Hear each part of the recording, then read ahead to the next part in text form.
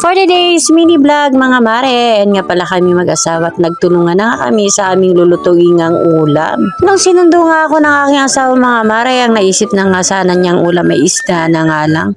Kaso mga mare, sobrang mahal nga naman ang isda.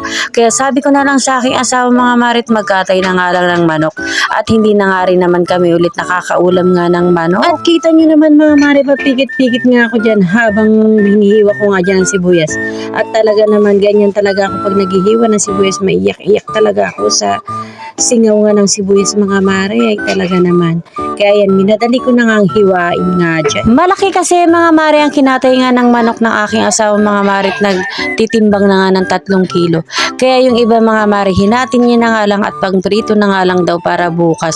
At ito namang iba mga mare, aadobohin ko naman para nga ngayong gabi. Ayan nga mga mare, nililinis pa nga dyan ng aking asawa. Tingnan nyo naman, talaga naman, mabusisi talaga sa paglinis ng manok.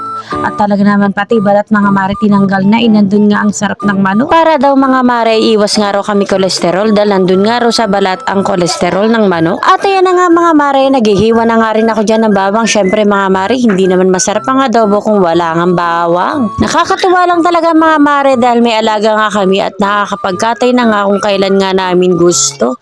At syempre mga mare, ang makagandahan pa mga mare dahil malalaki na nga sila.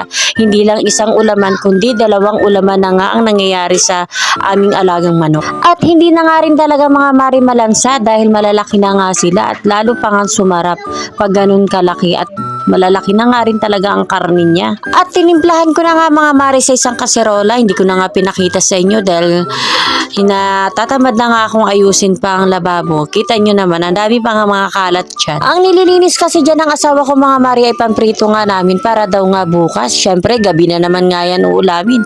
Para naman nga din mga mare, makatikim nga rin ako. Syempre mamarinate ko yan mga mare para medyo manuot na nga ang lasa sa karne ng manok. Para bukas ng gabi ay masarap na nga siya pag pinrito. Lagi na lang kasi mga mare na problema sa ulam ang aking asawa. Kaya sabi ko magmanok na nga lang tayo dahil hindi na nga rin tayo nakakapag-ulam nga ng manok uli.